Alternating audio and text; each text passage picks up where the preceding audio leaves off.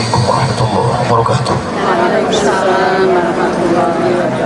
Bisa saya sapa satu persatu. Alhamdulillah pada hari ini saya bersama rombongan bisa hadir di Istana Quran yang tadi sebelum ini sudah sampai ke dusun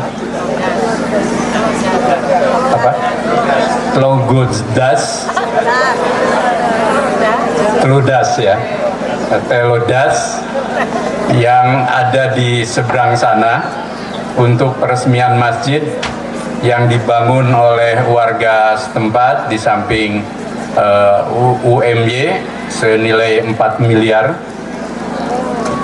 Dan pada kesempatan ini setelah kita memperoleh amal jariah dari keluarga Bapak Haji Kartono, kita akan meresmikan Masjid Bani Haji Kartono yang tadi sudah dilaporkan oleh Ketua PDM dan Prof. Gunawan.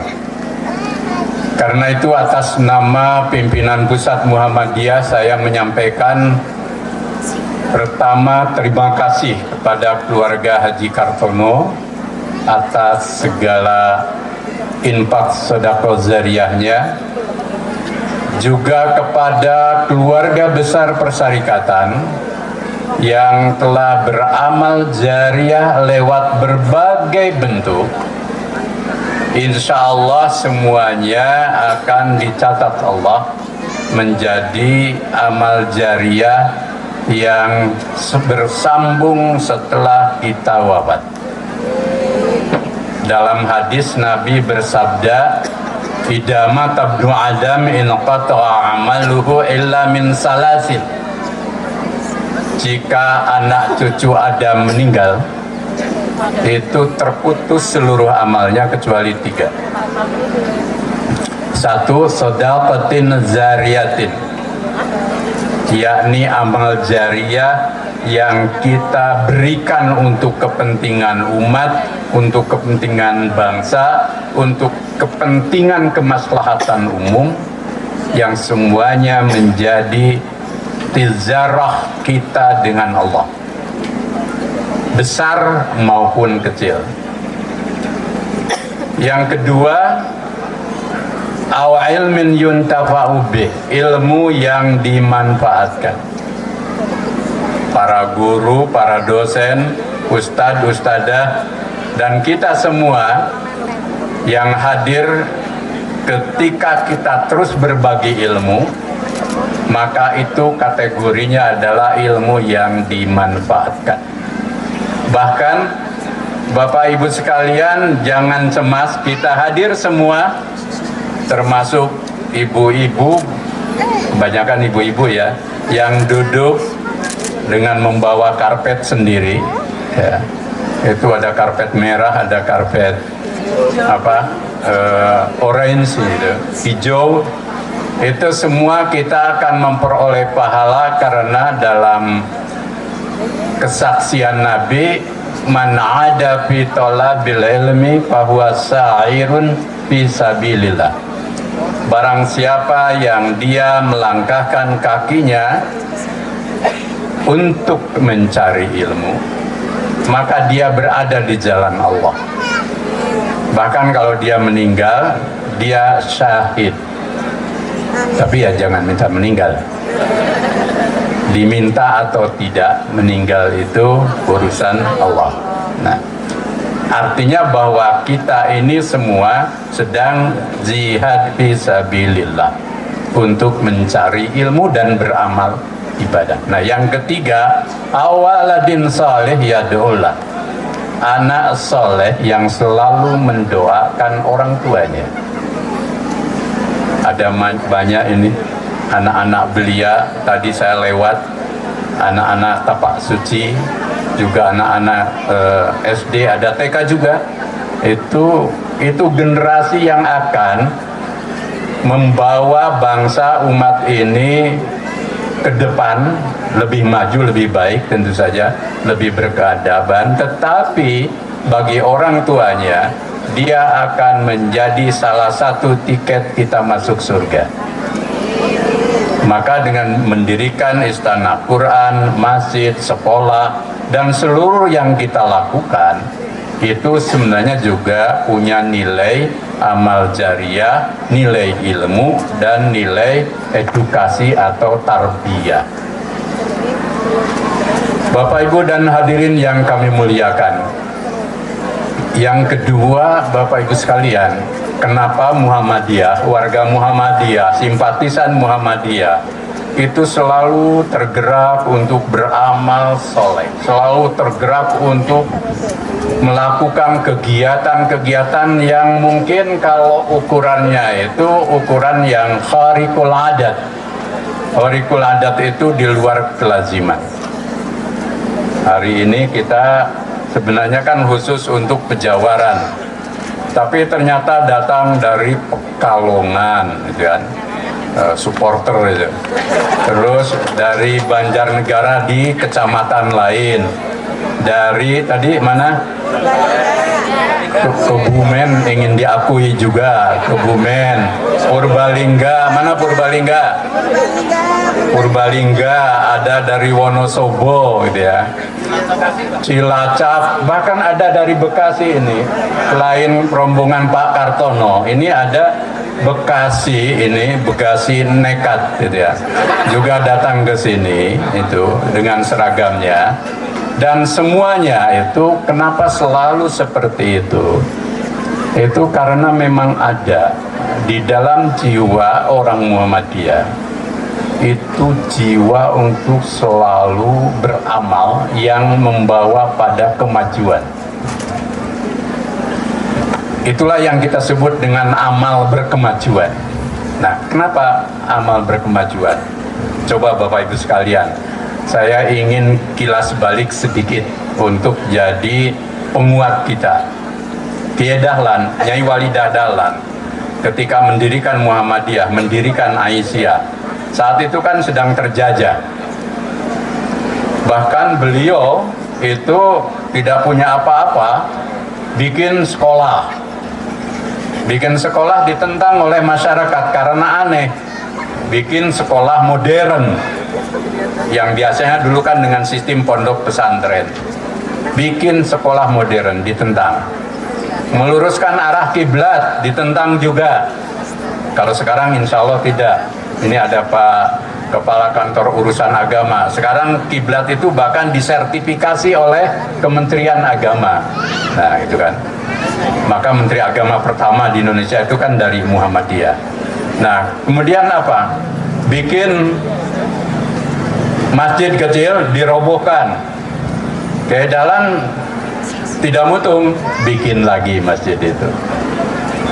Apalagi surat Al-Ma'un itu yang 7 ayat itu diterjemahkan untuk menjadi rumah sakit, panti asuhan, pelayanan sosial, gerakan Lajis. Semuanya yang dilakukan oleh Kiai Dahlan itu sesuatu yang tidak lazim saat itu. Bahkan mendirikan Aisyah ketika saat itu perempuan dianggap hanya urusan domestik. Urusan domestik itu urusan dapur, urusan lembur, urusan pokoknya yang urusan-urusan internal. Tetapi Kiai Dahlan, Walidah Dahlan, kemudian menyuruh orang atau perempuan untuk sekolah, nyuruh perempuan untuk jadi dokter, nyuruh perempuan untuk aktif berdakwah. Lahirlah Aisyah. Bahkan Aisyah yang ikut memelopori Kongres Perempuan pertama bersama komponen perempuan yang lain, padahal saat itu banyak penentangan. Nah, itulah spirit Islam yang membawa pada kemajuan. Nah, ini harus terus kita rawat dan hidup sampai ke bawah. Bapak Ibu sekalian, saya sudah pengalaman ke banyak pelosok. Tadi saya haru betul ketika datang ke ranting tertua, katanya tadi menurut Pak Mudatsir, tokoh setempat, itu lahir tahun 56, ranting Teodas itu, susah nyebutnya. Saya haru, kenapa? Kata saudara-saudara kita di sana, sejak dulu ingin ada ketua umum PP Muhammadiyah yang hadir, dan alhamdulillah hari ini hadir. Padahal bagi kami di PP Muhammadiyah justru harunya adalah di tempat-tempat terjauh kok Muhammadiyah hadir, hidup, dan bisa bikin masjid 4 miliar.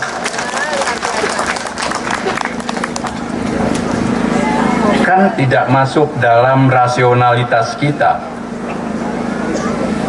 Saya pergi ke pelosok terjauh di Papua, ada satu kawasan namanya Pulau Terpisah, Pulau Arar. Itu kalau ke sana itu nggak bisa jalan kaki, Pak, karena laut. Nah, itu harus pakai perahu tradisional. Penduduk setempat kesulitan kalau mau sekolah anaknya. Dia harus naik perahu tradisional ke kota Sorong atau ke Kabupaten Sorong. Tapi Aisyah mendirikan TK Aba di sana.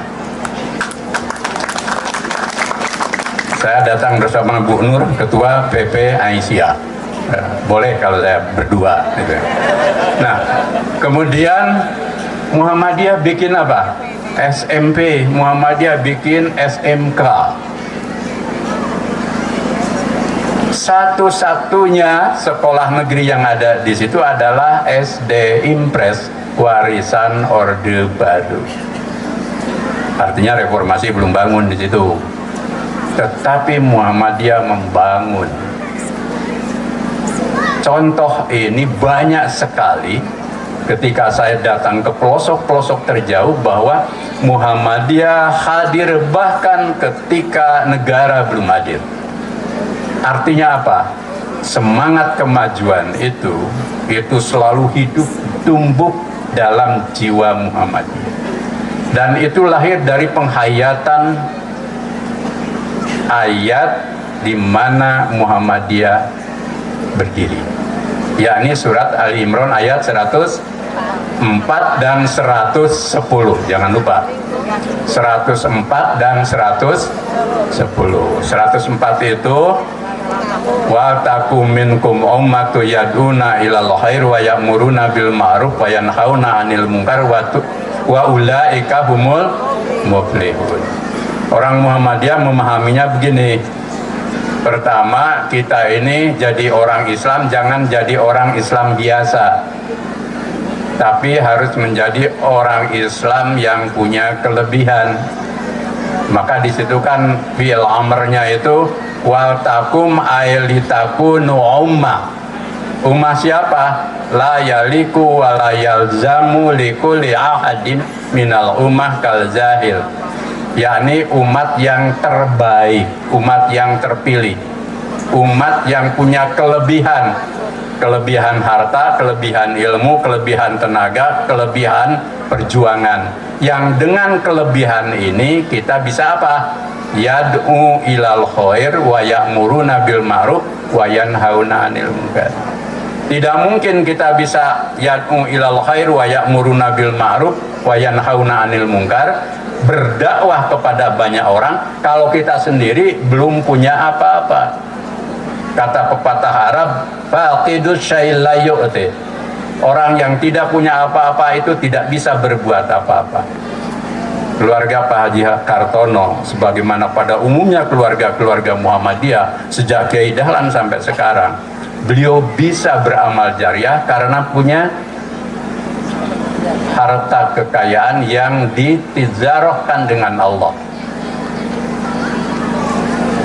Bapak Ibu dengan ilmu bisa berbagi ilmu, semuanya seperti itu. Nah, maka orang Muhammadiyah agar bisa berdakwah terus berusaha meningkatkan diri. Tujuannya apa? Wa ulaika humul muflihun. Agar kita itu meraih kemenangan, meraih kebahagiaan. Coba dengan memberi apa saja tadi, ilmu, sedekah, zariyah, kita ini bahagia. Kita ini bahagia.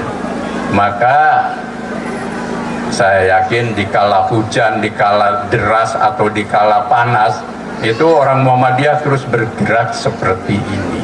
Karena semangat dakwahnya adalah semangat dakwah yang berjiwa tauhid tetapi membawa kemajuan hidup. Nah, kita ingin apa? Muhammadiyah ini ingin membangun khairu ummah. Nah, ini ayat yang kedua yang selalu diajarkan Kiai Dahlan. Ini jarang disampaikan oleh para tokoh Muhammadiyah. Saya tahu sejarahnya karena saya belajar. Bahwa Kiai Dahlan selalu mengajarkan juga ayat ini. Bahkan menurut Kiai Suja, inilah yang paling sering diajarkan Kiai Dahlan.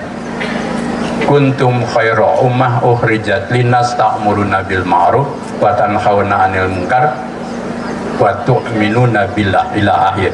Poin pertamanya saja yang saya ambil. Kalian harus menjadi umat yang terbaik dan menciptakan umat terbaik. Umat yang terbaik itu apa? Nah, Ibnu Katsir merujuk pada hadis Nabi, khairun nas anfa'uhum linnas.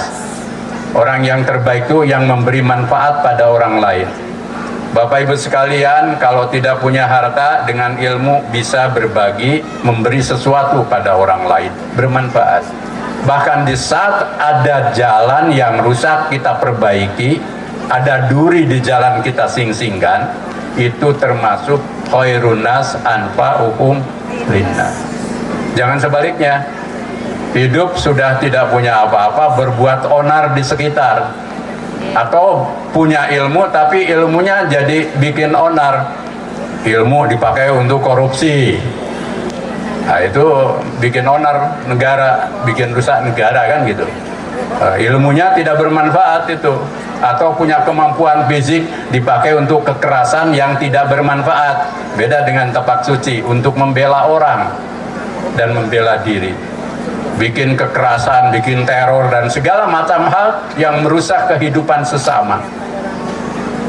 Nah, yang kedua, ciri umat terbaik menurut Al-Quran, wa kadzalika ja'alnakum ummatan wasata litakunu syuhada'a 'alan nas. Umat tengahan, umat yang adil, umat yang al-khairah, umat yang terpilih. Kalau terpilih itu unggul dalam segala hal. Adil itu orang yang selalu bersifat bijaksana, selalu kalau ada hal-hal itu dicari titik temunya, itu adil. Kalau kita suka pada seseorang, di saat dia salah, kesukaan kita tidak menghalangi kita untuk meluruskan dia. Atau sebaliknya, ketika ada orang yang kita benci dan dia berbuat baik, kita harus mengakui kebaikan itu. Termasuk dalam politik, jangan suka tidak suka. Politik itu juga harus adil dan amanah. Jangan karena tidak suka terus setiap kebaikannya jelek semua. Atau sebaliknya, karena sudah suka berlebihan, salah pun kita benarkan. Muhammadiyah tidak dalam posisi seperti itu. Ummat wasata litakunu syuhada 'alan nas. Nah, syuhada 'alan nas itu kita berbuat yang kemudian orang menjadi saksi perbuatan kita itu baik. Coba di tempat jauh yang indah, sejuk, tahu-tahu berdiri istana Quran, berdiri masjid. Tadi berdiri masjid di sana, ada sekolah di sana. Itu namanya syuhada 'alan nas. Muhammadiyah ini biasanya tidak suka berretorika tentang Islam rahmatan lil alamin, tapi kita buktikan dalam perbuatan nyata. Belum sebulan lalu saya dari NTT. Di NTT itu kita punya Universitas Muhammadiyah Kupang. Mahasiswanya 6.000. 6.000 susah dihitung ya. 6.000. 80% saudara kita dari Katolik dan Kristen. Dan mereka juga memperoleh kebebasan untuk beribadah sesuai dengan agamanya di kampus kita, di samping kita punya masjid. Nah, saya meresmikan masjid, meresmikan 2 bangunan yang itu dibangun oleh UM Kupang sendiri, bukan oleh yang lain. Muhammadiyah ini alhamdulillah ketika ada bantuan kita gunakan. Kalau dibantu 500 juta itu jadinya 1 miliar Pak, insya Allah tidak pernah jadi kurang. Dan kita kalau minta nggak pernah maksa ya, tapi kita lebih mandiri. Coba bayangkan UM Kupang bisa bangun 2 bangunan 7 lantai dan 6 lantai, tinggi loh 7 lantai itu. Kalau naik itu ibu-ibu Aisyah mesti capek, bapak-bapak juga mesti capek itu kan. 7 lantai. Bukan hanya itu, kita punya desa binaan di namanya Teliu. Teliu itu satu desa di Timur Tengah Selatan. Saya pernah ke sana. Perjalanan itu 6 jam, 1 lewat, bolak-balik 12 jam. Dan kalau malam itu nggak jelas nasibnya. Nah, di sana itu kita bangun sekolah. Dan masyarakat setempat itu kalau sekolah asalnya jauh harus jalan kaki 7 km, bolak-balik 14 km. Setelah Muhammadiyah bikin sekolah, masyarakat setempat senang. Mayoritas di sana Katolik. Nah, setelah kita bangun itu, kita didik mereka juga untuk pertanian. Nah, yang luar biasa lagi, kita bikin teknologi yang bisa bikin sumber air dengan teknologi. Alhamdulillah sekarang dapat sumber air yang luar biasa, bisa mengalir bukan hanya di desa itu, sampai ke desa-desa sekitar. Karena perbuatan baik itu, ada tokoh dan agnia dari Katolik, Kristen apa Katolik lupa saya, itu kemudian menghibahkan lahannya sekitar 7 hektar kepada Muhammadiyah. Coba bayangkan, mau jelasin apa lagi soal pluralisme. Tapi memang Muhammadiyah tuh jarang gembar-gembor, ini kelirunya itu. Karena dulu diajari sedikit bicara banyak bekerja. Akhirnya yang banyak bekerja itu jarang bicara, yang banyak saya teruskan. Jadi, tapi nggak apa-apa, itulah Muhammadiyah. Kata pepatah itu kan lisanul hal afsahu min lisanil maqal. Perbuatan itu jauh lebih valid, lebih bisa disaksikan orang dan menjadi syuhada alanas dibanding dengan pernyataan. Jadi kita jarang bicara pluralisme, Islam rahmatan lil alamin, tapi kita praktekkan dalam kehidupan. Sehingga alhamdulillah sekarang kita punya 173 perguruan tinggi Muhammadiyah termasuk UMY. Dan itu kampus beneran, bukan kampus-kampusan.